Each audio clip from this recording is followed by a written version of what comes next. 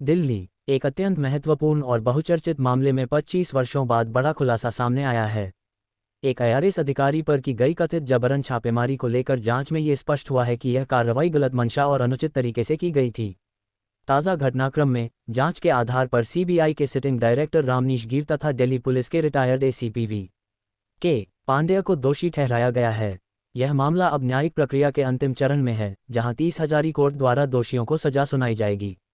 यह फैसला न्याय व्यवस्था में पारदर्शिता और जवाबदेही को मजबूत करने की दिशा में एक महत्वपूर्ण कदम माना जा रहा है।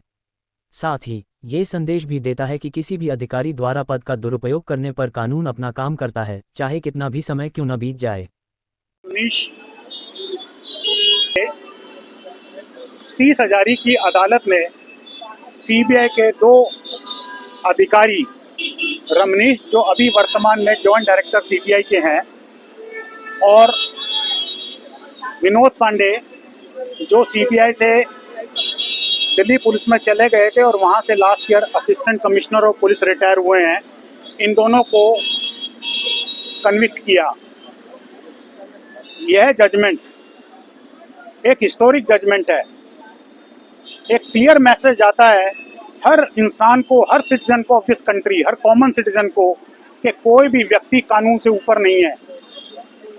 19 अक्टूबर सुबह 5 बजे ये 2 कन्विक्ट ने लगभग 8 से 10 सीबीआई ऑफिसर्स के साथ मेरे घर के अंदर बाउंड्री को क्रॉस करके फांद कर प्रवेश किया। अंदर आने के बाद घर के मुख्य स्लाइडिंग डोर को तोड़ दिया। कमरे के अंदर मेरे पत्नी और मेरे बच्चों को अब्यूज और मिसबिहेव किया।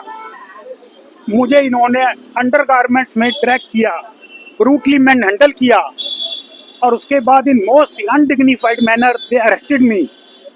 Why? The reason was that my department, ministry of finance, had asked them to give objection by 18th of October positively for not revoking my suspension pursuant to a CAT order. Now a conspiracy was hatched in the room of S. Sundari Nanda, the then SP CBI, जिनसे comments मांगे गए थे। S सुंदरी Nanda madam ने कोई comments नहीं भेजे। अपने chamber में 18 अक्टूबर 2000 की शाम को उन्होंने सीबीआई ऑफिसर्स को बुलाया और ये एक बर्बरतापूर्ण काम करने के लिए आदेश दिया। जिस तरह से इन ऑफिसर्स ने मुझे, मेरी पत्नी और मेरे बच्चों को ट्रीट किया, ऐसे लगता था जैसे इन जानवरों के साथ व्यवहार किया जाता है। ये बड़े दुख की और दुर्भाग्य की बात है। इस जजमेंट से मेरी ये आस्था बनी है कि न्याय की प्रक्रिया धीमी जरूर हो सकती है, मगर चलती रहती है, और ये वही न्यायिक प्रक्रिया है जो बगैर किसी के दबाव के या बगैर किसी के प्रभाव के अपनी जजमेंट देती है। साल पहले के मामले का क्या आज मैटर जो था अशोक कुमार अग्रवाल वी.के. पांडे, इसमें कोर्ट ने 10 दिन पहले इन दोनों मुलजिमों को गिल्टी हेल्ड कर दिया था।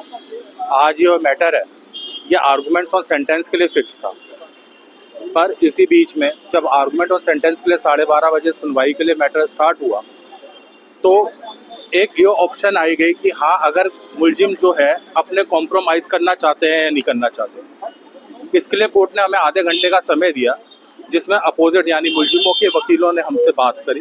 उस पर हमने अपनी टर्म्स बताई, क्योंकि हम 2014 तक सस्पेंशन में रहे, 38 दिन की कस्टडी में रहे हैं। तो जो सज़ा है, अगर वो चाहते हैं कि इस केस को ख़त्म करना चाहते हैं, तो वो एक दूसरी बात है। कोर्ट ने कहा आप कल तक सोच के बताइए मुलजिमों को, उसके लिए कल 12:30 बजे तक का टाइम दिया, नहीं तो आर्गुमेंट ऑन सेंटेंस होगा और उसके हिसाब से उनकी पनिशमेंट तय हो दोनों मुलजिमों। क्या पूरा मामला रहा है और जो मुजरिम है इसमें उनकी करंट की कंडीशन क्या है? क्या पूरा ये मामला पूरा क्या है? हेल्थ क्या कंडीशन?